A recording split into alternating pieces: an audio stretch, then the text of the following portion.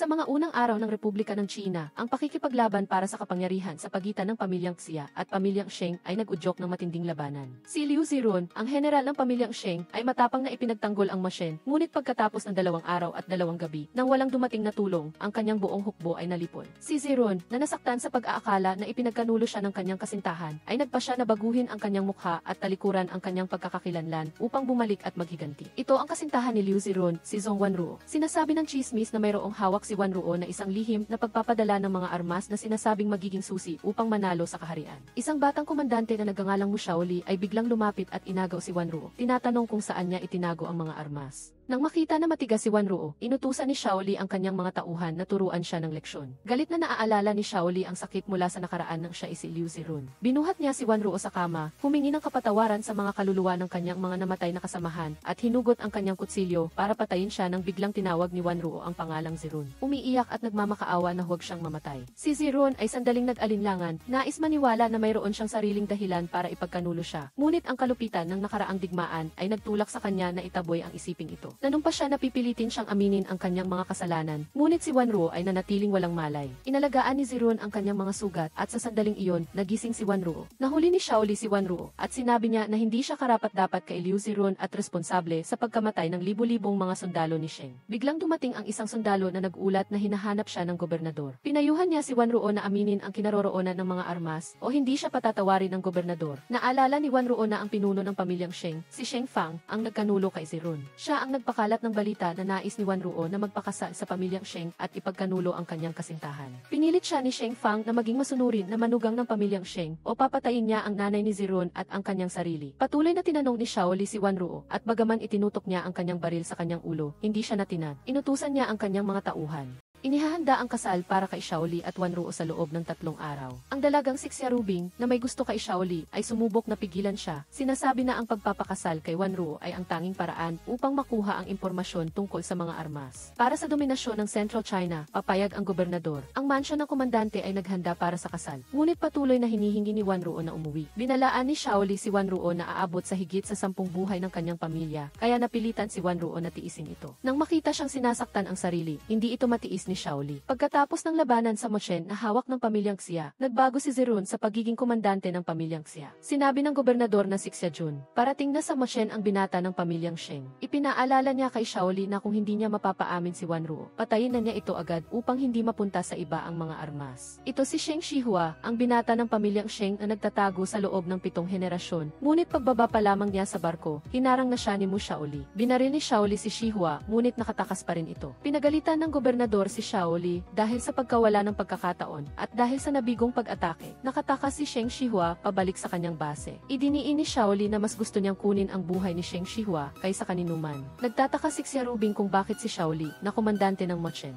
bakit ka magpapakasal sa isang sirasira na tulad ni Zhong Wanruo? Alam ng buong Ma Shen na dahil sa kasikatan, ipinagkanulo niya ang kanyang kasintahan para magpakasal kay Sheng Shihua. Iminungkahi ni Xia Rubing na sa halip na si Zhong Wanruo, maaari siyang pumili na makisama sa pamilyang Xia. Tiniyak ni Shaoli na hindi pa kasal si Wanruo kay Sheng Shihua at hindi rin niya pipiliin si Xia Rubing. Ang gobernador, na kapatid ni Xia Rubing, ay pinayuhan ang kanyang kapatid na manatili sa kanyang lugar para sa kapakanan ng mas malaking larawan. Pinagalitan ni Xia Rubing ang kanyang kapatid dahil sa hindi pag-alala sa kanyang kaligayahan at sinabi niyang hindi niya hahayaang agawin ni Wanruo si Shaoli. Habang tinititigan si Wanruo, tinanong ni Shaoli ang sarili kung naaalala pa ba talaga siya nito. Nang marinig ang ulat mula sa kanyang katulong, hindi pa lubusang gumagaling ang sugat ni Wanruo at ipinatawag ni Shaoli ang isang tao upang alagaan siya. Naalala ni Wanruo ang sandali na naghihintay siya kay Zirun sa tulay at ibinigay ang isang panyo bilang simbolo ng kanilang pag-ibig. Nangangako na hihintayin siyang manalo at bumalik. Dumating si Xia Rubing upang hanapin si Wanruo at tinawag siyang isang basahan na sapatos na ikinasal na ng 3 beses. Nanunukso namang sinabi ni Wanruo na mas gusto ni Shaoli na pakasalan ang isang basahan kaysa tingnan si Xia Rubing. Nakita ni Shaoli si Wanruo na binubuli at itinulak si Xia Rubing sa sahig. Binalaan siyang huwag gagalawin ang kanyang babae. Si Aung Sintai, ang babae ng gobernador, ay lumapit kay Wanruo at tinanong kung bakit ayaw niyang magpakasal kay Mu Shaoli.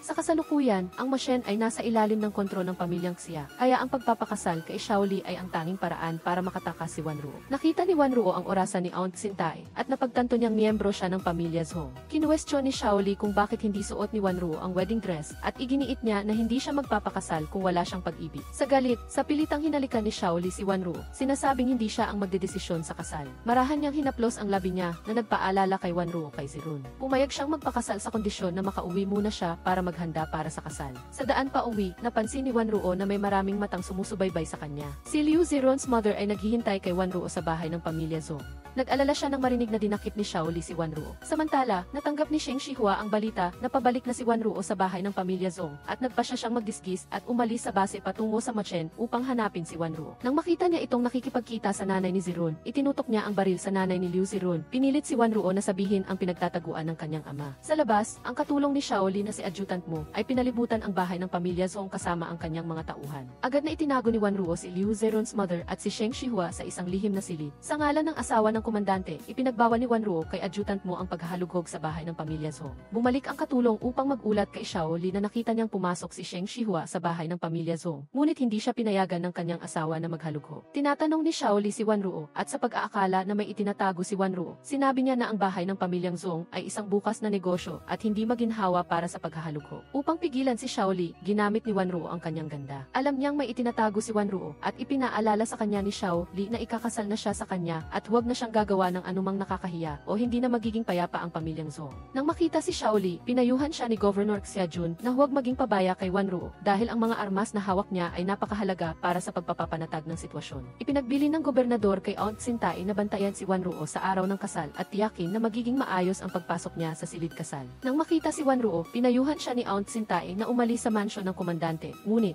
nagpa siyang maghiganti si Wanruo para sa kanyang mga magulang at kay Zirun. Bilang pasasalamat sa pamilyang Zhong, umayag si Aunt Sintai na tulungan siya. Sa sarili niya, humingi ng paumanhin si Wanruo kay Zirun. Pinakasalan niya si Mu Xiaoli dahil siya lang ang tanging makakapagpabagsak kay Governor Xiajun. Nangako siyang babalik siya sa tabi nito pagkatapos ng kanyang paghiganti. Biglang ninakaw ang kalesa ni Wanruo. Nakita ito ni Sheng Shihua at tinulungan siya. Ngunit tumakas siya nang makita niya ang mga sundalo ng pamilyang Xia. Samantala, nang marinig ni Xiaoli na ninakaw ang kalesa, tumakbo siya patungo kay Aunt Sintai. Ngunit naalis na si Wanruo. Sa isang liblib na bukid, nagkaroon ng masamang balak ang mga magnanakaw kay Wanruo. Nang dumating si Xiaoli sa tamang oras at sinuntok ang kanyang mga kaaway upang iligtas si Wanruo. Samantala, nagpatuloy ang kasal at sa huli, naglakad ang ikakasal na lalaki at babae na sinasalubong ng pagbati ng lahat. Nang malaman na inagaw ng kanyang kapatid ang kalesa, nilapitan siya ni Xiajun upang tanungin sa pag-aakala na malalaman ni Xiaoli ang kanyang ginawa at hindi siya hahayaang mabuhay. Sa galit, ibinuhos ni Xiarubing ang kanyang galit sa kanyang katulong. Sa gabi ng kanilang kasal, binatikos ni Xiaoli ang masasamang gawa ni Wanruo. Tinanong niya kung mamatay siya sa digmaan, kukunin ba ni Wanruo ang kanyang pangalan at susundan siya ng matapat. Naalala ni Wanruo na ito ang pangako na ginawa niya kay Zirun. Iginiit ni Xiaoli na mula nang ipagkanulo ni Wanruo si Zirun,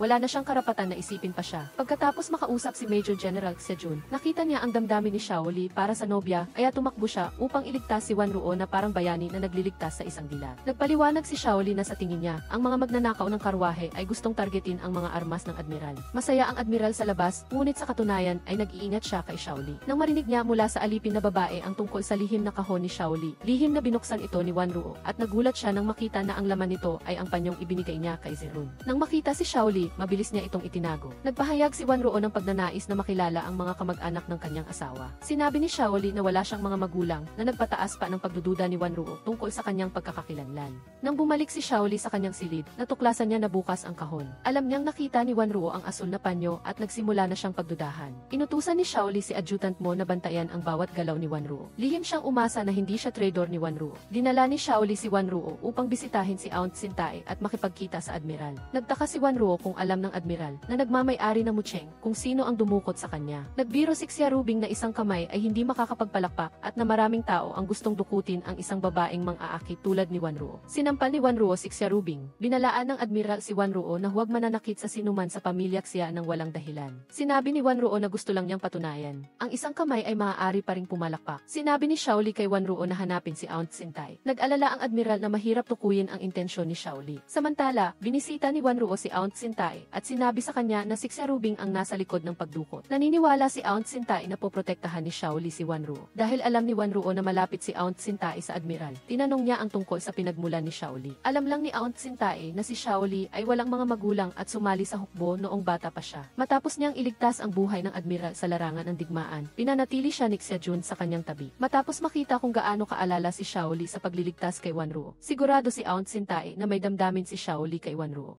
Nagsuggest si Aung Sintai na hikayatin ni Wanruo si Xiaoli na pumanig sa kanya. Lihim na tinanong muli ni Sheng Shihua si Wanruo tungkol sa kinaroroonan ng kanyang ama. Iginigiit ni Wanruo na hindi niya alam at gusto rin siyang hanapin upang ipaghiganti ang mahigit 10 buhay mula sa pamilya Zhou. Dahil nasa ibang bansa si Sheng Shihua, hindi niya alam ang mga ginawa ng kanyang ama. Nakita ni Xiarubing si Wanruo na lihim na nakikipagkita kay Sheng Shihua, kaya nagsumbong siya kay Xiaoli. Pag-uwi ni Wanruo, tinitigan niya ang panyo at naalala si Zirun. Nakita ni Xiaoli na tulala siya at inakalang iniisip niya si Sheng Shihua. Dahil sa selos, lumapit siya kay Wanruo. Ipinahayag ni Wanruo na hindi niya mahal si Xiaoli at ayaw niya sa kasal na ito. Hinila ni Xiaoli si Wanruo sa kama at hinalikan siya ng paulit-ulit. Tinulak siya ni Wanruo, ngunit hindi siya nag-atubili. Samantala, pinagsisilbihan ni Aung Sintai ang admiral. Sinabi sa kanya ng admiral na lalo nang hindi sumusunod si Xiaoli. Kapag tuluyan ng nalipol ni Xiaoli ang pamilya Sheng, kukunin niya si Wanruo para maging parang kapatid niya. Sa base ng pamilya Sheng, nagpasya si Sheng Shihua na gamitin si Wanruo para buwagin ang alyansa sa pagitan ni Xiaoli at Xiajun. Naniniwala siyang si Xiaoli ang susi para baliktarin ang sitwasyon sa Mucheng. Nagtaka si Wanruo kung bakit may agimat si Xiaoli ni Zirun at nagsiselos kapag kasama niya si Sheng Shihua. Nang bumalik si Xiaoli na lasing, binuhat niya si Wanruo sa kama at sa pilitan siyang ginahasa. Mahigpit ang loob ni Wanruo sa tabi ni Xiaoli. Gusto niya sana itong aliwin, ngunit iniulat ni adjutant mo na may problema sa kampo militar. Lumalabas na sinadyang hindi patas ang pagtrato ng admiral sa mga sundalo ng pamilya Sheng na sumuko na nagdulot ng gulo sa kampo. Naniniwala si Xiaoli na ginawa ito ng admiral upang maiwasan silang maging kanyang mga tauhan. Nang marinig ni Wanruo na nag-away ang admiral at si Xiaoli, naisip niya na ito na ang tamang oras upang gamitin si Xiaoli upang ipaghiganti si Zirun. Tinanong niya si Xiaoli tungkol sa nangyari sa kampo. Naniniwala si Wanruo na ang dalawang hukbo ay magkaiba sa suko, kaya maaaring gawin ni Xiaoli ang mga tropa ng pamilya Sheng na maging pamilya Xia upang hindi sila madidiscriminate ng admiral. Nang marinig ito ng admiral, sinabi ni Xiaoli sa mga sumukong tropa na maging bahagi ng hukbo ng pamilya Sheng. Ang komandante ng batalyon na malapit sa admiral ay tumutol kaya pinarusahan siya ni Xiaoli ayon sa batas militar. Lihim na nakipagkita si Aung Sintai kay Wanruo. Sinabi niya na lalong nagdududa ang admiral kay Xiaoli. Nakita ni Xiarubing sina Aung Sintai at Wanruo mula sa malayo. Sa kabila ng ulat ni adjutant mo na naging payapa na ang kampo dahil sa plano ni Wanruo na pagsamahin ang dalawang hukbo na ginawang imposible para sa admiral na makilala ang mga sumukong tropa upang pahirapan, lumapit si Xiaoli kay Wanruo. Alam niyang may motibo si Wanruo sa pagtulong sa kanya. Hiniling ni Wanruo kay Xiaoli na hanapin ang ama ni Sheng Shihua, si Sheng Fang. Nagsiselo si Xiaoli dahil inakala niyang hinahanap ni Wanruo ang ama ng kanyang kasintahan kaya binalaan niya ito.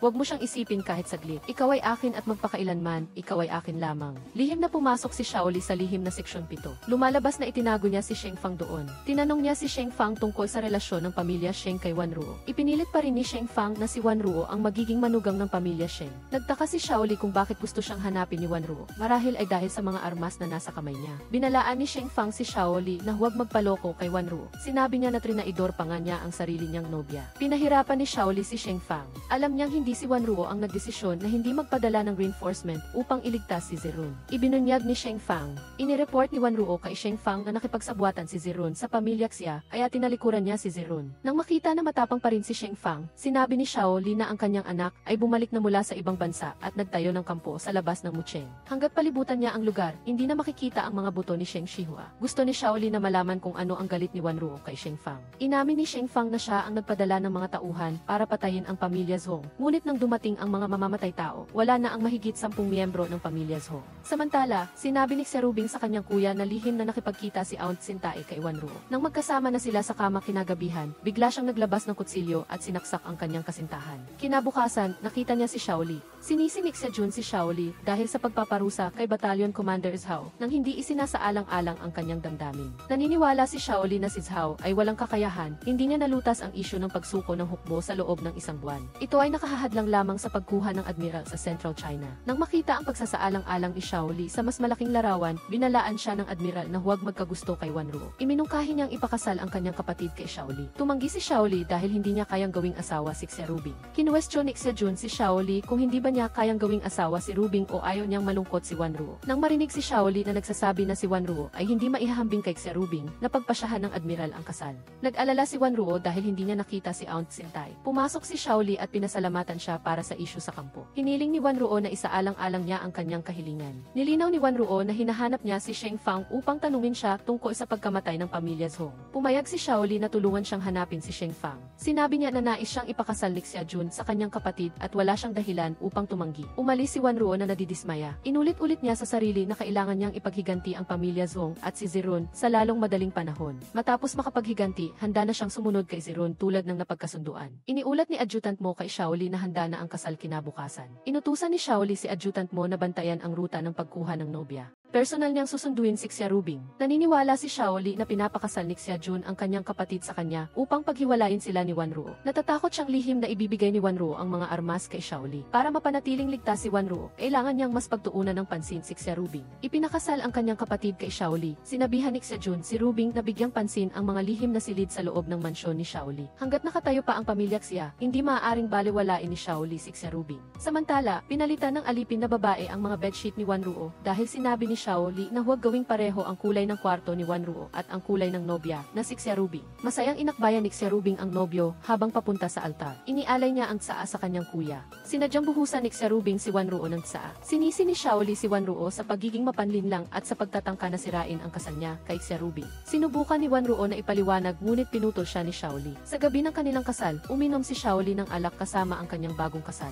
Mahinahon na inakit ni Xia Rubing ang kanyang bagong kasal. Sinabi ni Xiaoli na gusto niya si Xia Rubing, ngunit hindi nakatingin ang kanyang mga mata sa kanya. Si Xia Rubing ay sumandal kay Xiaoli. Bigla siyang nahilo at nawalan ng malay. Lumalabas na naglagay si Xiaoli ng pampatulog sa alak. Malungkot siya dahil hindi nasaktan si Wanruo nang makita siyang nagpakasal sa iba. Hinanap niya si Wanruo. Hindi mapigilan ni Xiaoli ang kanyang damdamin. Minapaalalahanan siya ng kanyang tiyahin na umuwi kasama ang kanyang bagong kasal. Hinila niya si Zhong Wanruo at hinalikan siya ng marubdob. Biglang dumating si Xia Rubing. Nagpanggap siyang hindi nakikita ang eksena upang tawagin si Mu Xiaoli pabalik sa silid. Niyakap ni Mu Xiaoli si Zhong Wanruo sa harap ni Xia Rubing. Nang makita niyang tumatakbo si Zhong Wanruo, hinabol siya ni Mu Xiaoli. Sumumpa si Xia Rubing na magbabayad si Zhong Wanruo. Pinuntahan ni Xia Rubing si Zhong Wanruo upang babalaan siya na huwag masyadong maging mapagmataas. Giit ni Zhong Wanruo na wala siyang pakialam sa kanya o kay Mu Xiaoli. Nagbigay si Xia Rubing kay Zhong Wanruo ng isang regalo sa pagpapakilala. Ito ay ang braso ni Aunt Sintai. Ipinahiwatig ni Xia Rubing na tinapos na ni Xia Jun ang matalik na kaibigan ni Zhong Wanruo. Nang makita ang takot ni Zhong Wanruo, mabilis na dumating si Mu Xiaoli upang aliwin siya. Ipinaalala niya kay Xia Rubing na hayaan na ang mga patay. Biglang nagsuka si Zhong Wanruo. Binati ng doktor ang commander dahil malapit na siyang maging ama. Nag-alala si Zhong Wanruo dahil siya ay buntis sa anak ni Mu Xiaoli. Ngunit determinado si Mu Xiaoli na alamin ang katotohanan noong nakaraang taon. Nang makita niya si Mu Xiaoli, tinanong siya ni Sheng Fang kung anong relasyon niya kay Liu Zirun, kaya pinipilit niya siyang sabihin ang nakaraan. Kahit mamatay man siya, iginiit pa rin niya na si Zhong Wanruo ang sanhi ng pagkamatay ni Liu Zirun. Ipinapalagay ni Sheng Fang na in love na si Mu Xiaoli kay Zhong Wanruo, kaya interesado siya kay Liu Zirun. Lihim na nakita ni Xia Rubing si Mu Xiaoli na lumabas mula sa silid pito. Dahan-dahan siyang pumasok at nagulat na makita si Sheng Fang na nakakulong. Nang magyabang ang kapatid niya, hinala ni Xia Jun na ikinulong ni Mu Xiaoli si Sheng Fang upang makuha ang kahinaan ni Sheng Shihua. Gayunpaman, alam ni Mu Xiaoli na gustong kalabanin ng pamilyang Xia si Sheng Shihua, ngunit itinago niya ang tungkol sa pagkakakulong kay Sheng Fang. Natatakot si Mu Xiaoli na ang tunay niyang layunin ay kalabanin ang pamilyang Xia. Naisip ni Zhong Wanruo ang kanyang anak na isisilang sa isang malungkot na pamilya. Dumating si Sheng Shihua sa pamilya Zhong upang hanapin siya. Humingi siya ng paumanhin dahil gayon lang niya nalaman ang tungkol sa pagkasira ng pamilya Zhong. Hindi sinisisi ni Zhong Wanruo si Sheng Shihua dahil nasa ibang bansa siya at hindi niya alam ang masamang ginawa ng kanyang ama. Nag-alok si Sheng Shihua na makipagtulungan kay Zhong Wanruo. Alam ni Sheng Shihua na mahusay si Zhong Wanruo sa negosyo ng pamilya Zhong kaya kailangan niya itong magbigay ng pagkain at armas para sa kanyang base. Bilang kapalit, nangako si Sheng Shihua na lalabanan ang pamilyang Xia at magbibigay ng kalayaan sa mga tao sa Mucheng. Biglang lumitaw si Mu Xiaoli at itinutok ang baril kay Sheng Shihua. Nang makita niyang pinoprotektahan ni Zhong Wanruo si Sheng Shihua, binaril siya ni Mu Xiaoli, ngunit ang mga tauhan ni Sheng Shihua ay agad na itinutok ang kanilang mga baril sa kanya. Naniniwala si Zhong Wanruo na kayang protektahan ni Sheng Shihua ang mga tao sa Mucheng kaya hinarangan niya ang bala para sa kanya. Nang marinig siyang ginagamit ang kanilang anak upang bantaan siya, umalis si Mu Xiaoli sa pagkadismaya. Sa bahay, galit na binagsak ni Mu Xiaoli ang lamesa. Naisip niya na ang kanyang puso nito ay napakaitim na mayroon lamang isang malinis na puwang na inilaan para kay Zhong Wanruo. Ngunit walang awa niyang ginamit ang kanyang sariling buhay at ang kanilang anak upang protektahan si Sheng Shihua. Narinig ni Xerubing ang usapan at nagdagdag pa ng gasolina sa apoy. Nagdududa siya. Ang anak sa sinapupunan ni Zhong Wanruo ay kay Sheng Shihua. Biglang nagdugo si Zhong Wanruo. Sinabi ng doktor na mahina ang katawan ni Zhong Wanruo at kung magagalit pa siya, hindi na sigurado kung maililigtas ang bata. Humingi ng paumanhin si Mu Shaoli kay Zhong Wanruo dahil sa labis niyang pagkagalit. Nang makita niya na ayaw siyang makita ni Zhong Wanruo, umalis siya ng malungkot. Sa base ng pamilyang Sheng, hinangaan ni Sheng Shihua ang tapang ni Zhong Wanruo. Inakala niya na inialay niya ang kanyang buhay para sa kanya dahil sa mga tao ng Mucheng. Nakita ni Zuan Tuo ang pag-ibig sa mata ng kanyang master, kaya ipinaalala niya kay Sheng Shihua na mayroon na siyang engagement kay Zhong Wanruo. Inakala ni Sheng Shihua na hindi si Zhong Wanruo ang uri ng babae na gusto ng karangalan gaya ng sabi-sabi at sigurado siyang napilitan lang siyang pumayag na pakasalan siya. Sa kabilang banda, dumating si Mu Shaoli upang alagaan si Zhong Wanruo. Ang pagiging maalalahanin ni Mu Shaoli ay nagbigay kay Zhong Wanruo ng pamilyar na pakiramdam. Nang makita ito ni Xerubing, umalis siya sa selos at pumasok sa kanyang silid upang ilabas ang kanyang galit sa kanyang katulong. Nagpasya siya na gagawin niyang hindi na maging ina si Zhong Wanruo. Pagkatapos, dumating si Zhong Wanruo sa pamilya Zhong upang maghanap ng paraan upang magbigay ng pagkain sa base ng pamilyang Sheng. Sinabi ng katulong na mahal ng commander ang kanyang asawa. Kung malalaman niyang hindi pinapansin ng kanyang asawa ang kanyang kalusugan upang pumunta dito, tiyak na malulungkot ang commander. Biglang nakaramdam ng sakit ng tiyan si Zhong Wanruo. Lumitaw si Mu Shaoli at binuhat siya pauwi. Sinabi niya sa kanya na huwag nang maglakwat sa mula ngayon. Samantala, nagdala si Xerubing ng alak at karne upang bisitahin si Sheng Fang.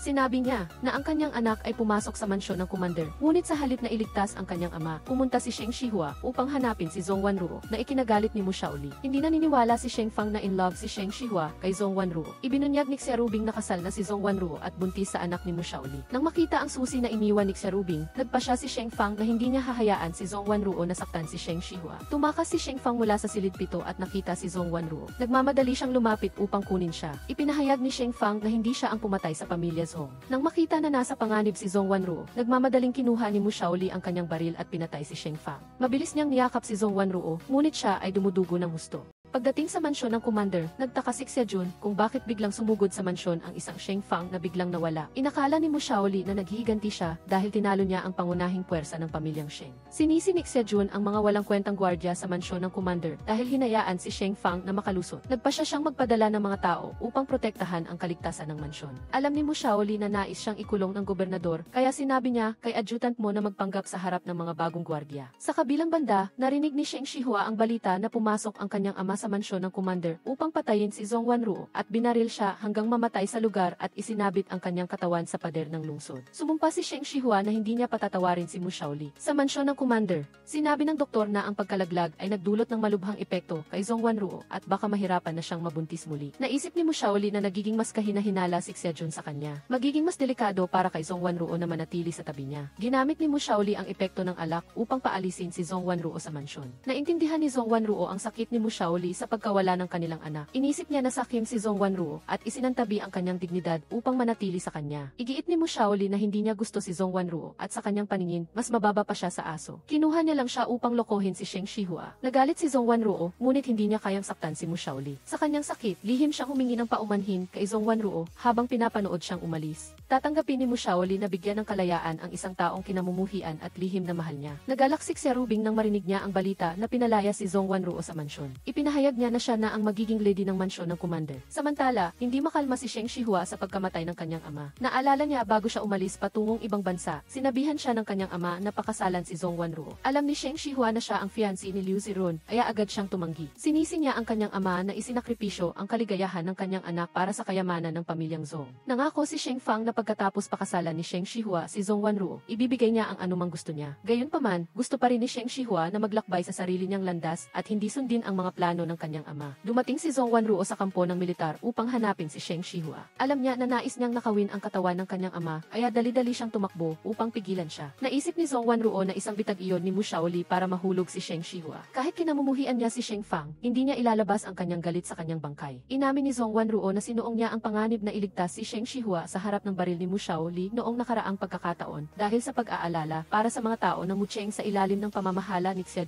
walang isang araw na payapa. Ang mga tao sa Mucheng Bagaman matapang si Mu Shaoli, angkop lamang siyang maging isang magaling na general. Naniniwala siya na si Sheng Shihua, na mahusay mamahala at mabait, ay magdadala ng kapayapaan sa Mucheng. Sinabi ni Zhong Wanruo na ibinunyag ni Sheng Fang na hindi siya ang salarin sa pagkasira ng pamilya Zhong. Sumumpa si Zhong Wanruo na ipagpapalit ang yaman ng pamilya Zhong upang tulungan si Sheng Shihua na maabot ang pinakamataas na posisyon sa Huazhong. Sa kondisyon na alamin niya ang tunay na kaaway ng pamilya Zhong at ibalik ang kalayaan sa mga tao ng Mucheng. Sumang-ayon si Sheng Shihua, ngunit dapat tandaan ni Zhong Wanruo na sa panig ng pamilyang Sheng, kailangan niyang harapin si Mu Shaoli. Pagdating sa mansyon ng commander, nag-aalala si Xiajun na baka ibunyag ni Zhong Wanruo ang mga armas kay Sheng Shihua. Ipinapalagay ni Mu Shaoli na hindi ibinigay ni Zhong Wanruo ang mga armas at baka chismis lamang iyon. Bukod pa rito, hindi maaaring panatilihin ng mansyon ng commander ang isang asawa na hindi marunong mag-anak. Bumalik sa mansyon ng gobernador, naisip ni Xiajun na hindi na siya pinakikinggan ni Mu Shaoli. Gayunpaman, maaaring naibigay na ni Zhong Wanruo ang mga armas kay Mu Shaoli. Upang maiwasan na maging desperado siya, pinayagan muna ni Xiajun si Mu Shaoli upang tipunin ang mga puwersa upang lipulin si Sheng Shihua. Nang makita ang bangkay ng kanyang ama na nakasabit sa tarangkahan ng lungsod, inutusan ni Sheng Shihua ang kanyang mga tauhan na maglagay ng gas bomb. Ginamit niya ang pagkakataon na dalhin ang kanyang ama pauwi. Nahuli siya ni Mu Shaoli at itinutok ang kanyang baril sa kanya. Bigla siyang sinaksak ng isang kutsilyo. Inutusan ni Mu Shaoli si adjutant mo na hanapin ang taong sumaksak sa kanya. Si Zhong Li iyon. Nang makita si Zhong Wanruo na tulala, inakala ni Sheng Shihua na nag-aalala siya sa sugat ni Mu Shaoli. Giit ni Zhong Wanruo na wala siyang pakialam sa isang taong tulad ni Mu Shaoli. Nang marinig ang tungkol kay Zhong Li, agad na pumunta si Mu Shaoli upang hanapin siya. Nakita niya si Zhong Li na nagbibigay ng respeto kay Liu Zirun. Sinabi niya, tinutusok ko ng kulang ang tasa para ipaghiganti si Zhong Wanruo. Siya ang nagsakripisyo na mapintasan ng hindi tama para maprotektahan ang ina ni Liu Zirun. Nanalangin ako kay Liu Zirun na tulungan si Zhong Wanruo na maging ligtas. Lumapit si Mu Shaoli kay Zhong Li at sinabi niya ang tungkol sa kwento ni Zhong Wanruo. Ipinagtapat niya na siya ay kaibigan ni Liu Zirun at kaya niya ginigipit si Zhong Wanruo para makaganti. Ibinunyag ni Zhong Li na natakot si Sheng Fang sa kapangyarihan ni Liu Zirun kaya hindi siya nagpadala ng tulong para iligtas si Liu Zirun. Ibinintang niya kay Zhong Wanruo ang pagkakanulo kay Liu Zirun sa pakikipagsabuatan sa kaaway. Upang maprotektahan ang ina ni Liu Zirun, nagtiis si Zhong Wanruo sa hindi makatarungang akusasyon at pumayag siyang magpakasal kay Sheng Shihua nang walang pag-alinlangan. Gayunpaman, hindi masaya si Sheng Shihua dahil si Sheng Fang ang maisala sa kapahamakan ni Liu Zirun at pinilit pa siyang pakasalan si Zhong Wanruo. Kaya tumakas ako sa kasal at pumunta sa ibang bansa. Sinisisi ni Mu Shaoli ang kanyang sarili sa pagkakaintindi ng mali at sa pag-insulto kay Zhong Wanruo. Tinawag niya si Zhong Li na Thunder God. Inamin ni Mu Shaoli na siya si Liu Zirun. Niyakap ni Thunder God si Liu Zirun at dinala siya pauwi. Ininom ni Liu Zirun ang alak para kalimutan ang problema. Nakatingin sa scarf na simbolo ng pagmamahal ni Zhong Wanruo. Naalala ni Liu Zirun ang sinabi ni Zhong Li. Si Zhong Wanruo lang ang nagtiis sa lahat ng paninira para protektahan ang ina mo. Zhong Wanruo, nagkamali ako. Paano ako maniniwala sa paninira at kalimutan ang pagmamahal na ibinigay mo sa akin? Si Mu Shaoli ay gumagapang at naghahanap ng alak. Nakita siyang lasing at kumikilos ng bobo at walang pakialam. Hindi pinansin si Mu Shaoli, patuloy niyang tinawag ang pangalan ni Zhong Wanruo. Naghangad lang si Zhong Wanruo na makuha ang katawan ng lalaking mahal niya. Nang magising kinabukasan, nakita ni Mu Shaoli na malamig siya, kaya nagmamadali siyang umalis. Samantala, narinig ni Xiajun na kinuha ni Sheng Shihua ang bangkay ni Sheng Fang. Inutusan niya ang kanyang tauhan na magsulat ng sulat ng pagdedeklara ng gyera upang sirain ang base ng pamilya Sheng. Nakita ng adjutant mo ang kalungkutan ng Young Marshal at alam niyang miss na niya ang kanyang asawa. Sinisisi ni Mu Shaoli ang sarili niya sa sobrang sakit na naidulot niya kay Zhong Wanruo, kaya natatakot siyang hanapin ito. Naniniwala ang adjutant mo na ang mga mata ng Yaong Madam ay nagpapakita ng malalim na pagmamahal at pagpapahalaga sa Yaong Marshal. Paano mo malalaman kung namimiss ka niya kung hindi mo siya hahanapin? Sa base ng pamilya Sheng, nagkita muli si Zhong Wanruo at ang kanyang kapatid na si Zhong Li. Humingi ng paumanhin si Zhong Li sa kanyang kapatid dahil nahuli siya. Dahil dito, dumana si Zhong Wanruo ng maraming sama ng loob. Ikinuwento ni Zhong Li ang nangyari noong gabing iyon. Nakaligtas siya dahil lumabas siya. Nang bumalik siya, wala nang buhay sa buong pamilya Zhong. Pagkatapos nito, nakita pa niya ang mga mamamatay tao na ipinadala ni Sheng Fang. Naalala ni Zhong Wanruo ang sinabi ni Aunt Sintai na si Xiajun ay naglasing at sinabi na ayaw niyang may makaligtas sa pamilya Zhong. Nahulaan niya na si Xiajun ang tunay na may sala. Tungkol kay Mu Shaoli, tinanong ni Thunder God ang kanyang kapatid tungkol sa kanya. Sinabi ni Zhong Wanruo na lagi siyang gumagamit ng pisikal na puwersa at paninigaw para pilitin siya, at kahit na mayroon silang isang maliit na buhay, ito ay bahagi na ng nakaraan. Nakikita ang kanyang kapatid na sinisisi ang sarili. Sinigurado ni Zhong Wanruo na tapos na siya sa masamang relasyon nila ni Mu Shaoli. Ito ay swerte at hindi ko ito pagsisisihan. Samantala, galit si Xiajun dahil sumusunod lang ang mga sundalo kay Mu Shaoli kaya nawalan siya ng mukha. Nang magdeklara siya ng digmaan laban kay Sheng Shihua, inutusan ni Xiajun ang kanyang mga tauhan na agad na patayin si Mu Shaoli. Alam ni Mu Shaoli na atake ang gobernador, kaya handa na siya. Gayunpaman, nasugatan pa rin siya. Inutusan niya ang adjutant mo na ipahayag na malubha ang kanyang sugat at malapit na siyang mamatay. Nang makilala si Zhong Wanruo, sinabi ni Sheng Shihua na nagdeklara ng digmaan si Xiajun sa pamilya Sheng, ngunit hindi niya makontrol ang kanyang hukbo. Tamang-tama, dumating ang kanyang tauhan at sinabi na na inatake si Mu Shaoli at nasa panganib ang kanyang buhay. Akala ni Zuanto ay magandang pagkakataon ito para gumanti ang pamilya Sheng. Ngunit alam ni Sheng Shihua na nag-aalala si Zhong Wanruo kay Mu Shaoli. Naghintay ng matagal si Mu Shaoli, ngunit hindi pa rin dumating si Zhong Wanruo. Kaya pumunta ang adjutant mo para imbitahin si Zhong Wanruo na bumisita sa kanyang mamamatay na asawa sa huling pagkakataon. Nang marinig ang mga yapak ni Zhong Wanruo, nagkunwari si Mu Shaoli na masakit ang katawan. Tinawag niya ang pangalan ni Zhong Wanruo at mabilis na hinawakan ang kanyang kamay. Ipinagmalaki ni Mu Shaoli na nasugatan siya, ngunit hindi naman malala. Ginawa niya ito para magkaroon ng pagkakataong ipaliwanag ang hindi pagkakaunawaan sa kanya. Nang malaman na niloko siya, galit na umalis si Zhong Wanruo. Tamang-tama, narinig niya ang doktor na bumabati kay Xia Rubing dahil buntis ito. Kaya pala, tinakot ni Xia Rubing ang doktor para magsinungaling na siya ay buntis. Samantala, lihim na pumasok ang mga sundalo ng pamilya Sheng sa kampo ni Xia Jun para sunugin ang kanilang pagkain. Nang marinig ni Xia Jun ang balita, kaagad niyang inutusan ang kanyang mga tauhan na bumalik sa kampo at dalhin ang mga sundalo upang kubkubin ang pamilya Sheng. Nagdala si Xia Rubing ng sabaw ng manok kay Mu Shaoli at ipinagyabang ang kanyang sanggol. Sinabi ni Mu Shaoli kay Xia Rubing na siya ay mananatiling lady ng mansyon at hindi na niya kailangang mag-alala pa sa iba pang bagay.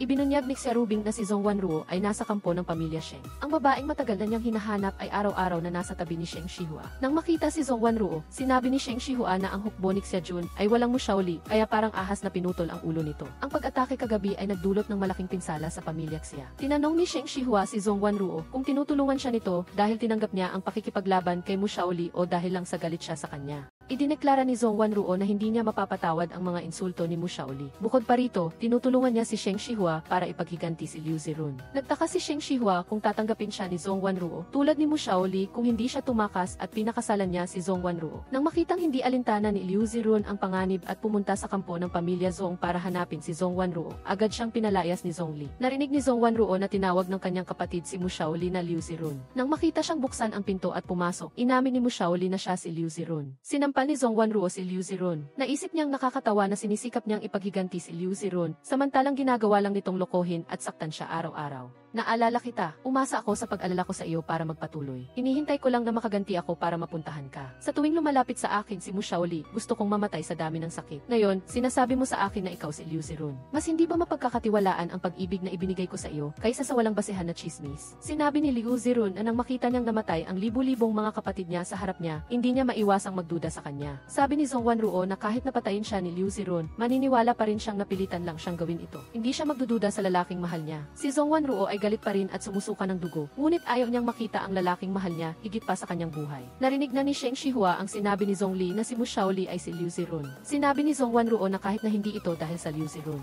Tulad ng ginagawa ko, tutulungan ko pa rin si Sheng Shihua na pabagsakin si Xia Jun para ipaghiganti ang pamilya Zhou. Pagbalik sa mansyon, pinahirapan si Liu Zirun ng kanyang sarili dahil sa malalim na sakit na naidulot niya kay Zhong Wanruo. Inulat ng adjutant mo na tinanggap ng gobernador na gawing komandante si Mu Shaoli upang pamunuan ang hukbo at sugpuin ang mga sundalo ng pamilya Sheng. Nagbaba pa si Xia Jun ng kanyang posisyon at nagdala ng ginseng para tanggapin si Mu Shaoli bilang kanyang kapatid sa pananampalataya at handang mamatay kasama niya. Alam ni Mu Shaoli na gusto siyang gamitin ni Xia Jun para talunin ang kanyang mga kaaway. Samantala, nalulungkot si Zhong Wanruo at naaalala si Liu Zirun, ngunit bigla siyang naalala ang mga insulto ni Mu Shaoli. Sa kabilang banda, iniulat ng adjutant mo na nasa kampo pa rin si Zhong Wanruo ng pamilya Sheng. Hindi makapaniwala si Liu Zirun na panig si Zhong Wanruo kay Sheng Shihua para labanan siya. Kahit alam niyang nasaktan niya ng malalim si Zhong Wanruo, gusto pa rin siyang bawiin ni Liu Zirun. Gusto niyang gamitin ang kanyang natitirang buhay para bumawi kay Zhong Wanruo. Iminungkahi ng sentral na pamahalaan na makipagkasundo ang pamilya Sheng at ang pamilya Xia. Naniwala si Sheng Shihua na ang digmaan ay magdudulot lamang ng pagdurusa sa mga tao at alam niyang ayaw din ni Zhong Wanruo ito. Tinanggap ni Sheng Shihua na ihinto ang digmaan at pumirma sa kasunduan sa pamilya Xia. Nang marinig siyang sinisiraan si Zhong Wanruo bilang isang mapanlinlang na babae na nagnakaw sa tatlong lalaki, sinabi ni Sheng Shihua na siya ang gumawa ng lahat para makuha ang puso ni Zhong Wanruo. Sinamantala ni Sheng Shihua ang pagkakataon na ideklara na ang kanilang kasal ni Zhong Wanruo ay balido pa rin.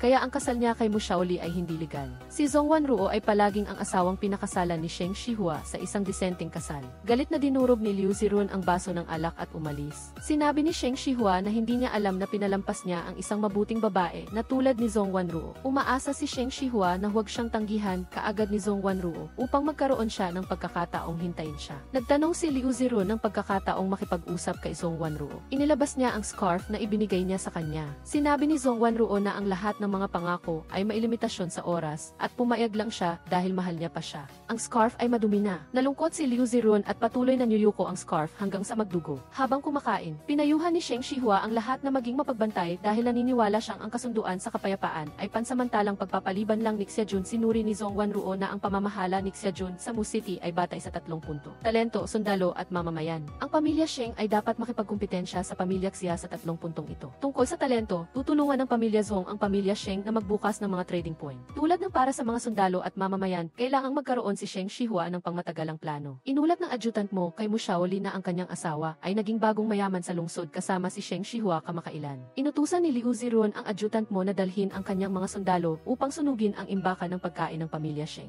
Gayunpaman, nahulaan na ni Wanruo ang mga intensyon ni Zirun, kaya sinabihan niya si Zuantu na maging handa para sa posibleng engkwentro. Nang makita ang mukha ni adjutant mo na balot sa benda, nagalit si Zirun sa pagpili ni Wanruo na piliin si Hua. Inutusan niya ang kanyang adjutant na harangan ang mga ruta ng kalakalan ng pamilya Zhong. Nalungkot si Zirun dahil wala na siyang pagkakataon na tubusin ang kanyang sarili kay Wanruo. Gayunpaman ay ayaw pa rin niyang sumuko. Pagdaan niya sa silid ni Rubing, natuklasan ni Zirun na peke ang pagbubuntis nito. Inamin ni Rubing na hindi sila kailanman nagsama ni Zirun sa gabi. Pinilit lang daw ang doktor na sumunod sa kagustuhan ni Rubing. Nagmakaawa siya sa kanyang asawa na huwag pumunta sa kanyang silid, ngunit hindi man lang siya gusto ni Zirun na makita. Sa kabilang banda, ipinahayag ni Sheng Fang ang isang plano. Dahil sa harang sa kalakalan ni Mu Shaoli, naisip ni Wanruo na mapagsamantalahan niya ang likas na pagdududa ni Xiajun upang abalahin si Shaoli. May isang grupo ng mga nagpoprotesta ang dumating sa labas ng mansyon ng gobernador. Bawat isa sa kanila ay nagreklamo tungkol sa pang-aapi ni Xiajun sa mga sundalo at mga alipin at kung paano niya tinatrato ang buhay ng tao na parang damo lang. Naniniwala si Xiajun na may isang taong nagagatong sa mga nagpoprotesta. Hindi siya naglakas loob na lumabas ng bahay at ayon nga sa hula ni Wanruo, patuloy niyang pinalaganap ang maling balita tungkol sa isang kumpol ng mga armas. Samantala, kailangang supili ng Young Marshal ang parehong hukbo ng pamilya Xia at Sheng. Naniniwala si adjutant mo na hindi na kailangang makipaglaban ng Young Marshal sa kanyang asawa dahil sa simula pa lang, si Xiajun na talaga ang kanilang kalaban. Alam niyang inudyukan ni Wanruo si Xiajun.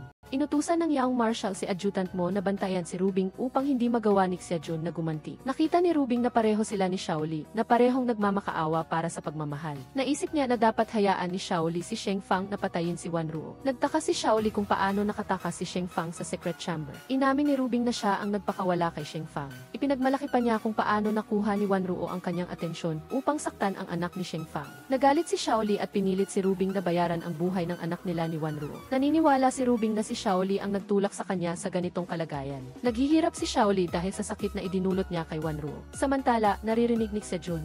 Nalaman ni Xiajun na may isang lihim na basement ang pamilya Zhong. Tuwang-tuwa siya dahil sigurado siyang nandoon ang mga armas. Nag-utos si Xiajun na kidnapin si Wanruo sa gitna ng kalye. Iniulat ni Zuantu kay Sheng Shihua na kinidnap si Wanruo. Akala ni Shihua na si Shaoli ang nasa likod nito, kaya dinala niya ang kanyang mga tropa sa mansyon ng Young Marshal. Gayunpaman, nasa mga kamay ni Xiajun si Wanruo. Inamin ni Xiajun na siya ang nag-utos na patayin ang mahigit sa 0 miyembro ng pamilya Zhong. Nalaman din ni Xiajun na sadyang ginamit ni Wanruo ang lihim na basement para bitagin siya. Inamin ni Xiajun na gumanti siya para magkaroon ng mortal na laban si Shaoli at Shihua. Sinalakay ni Shihua ang mansyon ng Young Marshal at sinumbatan si Shaoli sa pagpatay sa kanyang ama at pagkidnap kay Wanruo. Habang ginagabayan ni Xiajun si Wanruo, pinapili niya si Wanruo kung sino ang mabubuhay sa dalawa. Ipinangako ni Wanruo na ibibigay ang mga armas kung papatawarin lang sila ng gobernador. Naniniwala si Xiajun na walang mga armas si Wanruo dahil kung mayroon, matagal na niya itong naibigay kay Sheng Shihua. Binalaan ni Xiajun si Shihua at Shaoli na huwag iwasan ang kanyang bala. Tinanong ni Shihua si Xiajun kung siya ba ang dahilan kung bakit nag-away ang kanyang ama at si Liu Zirun. Inamin ni Xiajun na siya ang nagpakalat ng balita na pinagkanulo si Zirun sa militar, kaya natakot si Sheng Fang at nagbenta ng impormasyon tungkol sa tropa ni Zirun. Nalaman na ngayon ni Zirun na si Xiajun ang utak sa likod ng lahat. Inamin niya ang kanyang pagkatao at nangakong ipaghihiganti ang mga kaluluwa ng libu-libong kasamahan sa larangan ng digmaan. Nang makita na bumaril si Xiajun, mabilis na sinalag ni Zuantu ang bala para kay Shihua. Dinala ni Rubing ang kanyang mga tropa upang tulungan ang kanyang kuya. Dahil sa hindi pantay na puwersa, napilitang umatras sina Zirun at Shihua. Inutusan ni Xiajun ang kanyang mga sundalo na palibutan at salakayin ang mansyon ng Young Marshal. Gayunpaman, handa na si Zirun at dumating na ang hukbo na kanyang lihim na inalagaan. Sabi ni Xiajun na kahit mag-isa na lang siya, ay lalabanan niya pa rin si Zirun hanggang sa huli niyang hininga. Sinalakay ni Zhongli si Xiajun mula sa likod. Samantala, tumakbo si Wanruo patungo kay Shihua. Nagsimula ang matinding laban sa pagitan ng dalawang panig. Sabi ni Zirun, lahat ng ebidensya na nagpapatunay na si Xiajun ay nakikipagsabwatan sa Japan ay naisumite na sa sentral. Nagmakaawa si Rubing sa kanyang asawa na patawarin ang kanyang kuya. Pinayuhan ni Xiajun ang kanyang kapatid na huwag magtiwala sa Young Marshal dahil si Mu Shaoli ay si Liu Zirun. Inamin ni Shaoli ang kanyang pagkatao at iginiit na si Wanruo lang ang mahal niya. Nagpakamatay si Rubing dahil sa sakit na nararamdaman niya para maghiganti kay Zirun. Sinubukan ni Xiajun na iligtas ang kanyang kapatid kaya tinamaan siya ng bala ni Zirun. Sa kamatayan ng general, sumuko ang mga sundalo ni Xia. Palihim na kinuha ni Rubing ang baril at binaril si Wanruo. Ginawa ni Zirun ang kanyang katawan na pananggalang para protektahan ang babaeng mahal niya. Nang marinig niya na tinawag ni Wanruo ang kanyang pangalan, wala na siyang pinagsisihan.